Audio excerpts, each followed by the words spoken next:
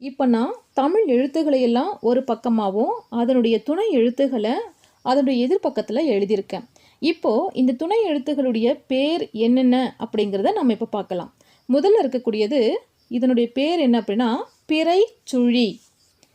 அடுத்தது துணைக்கால். அடுத்தது மேல் விலங்கு. அடுத்தது மேல் விலங்கு சுழி. இது கீழ் விலங்கு.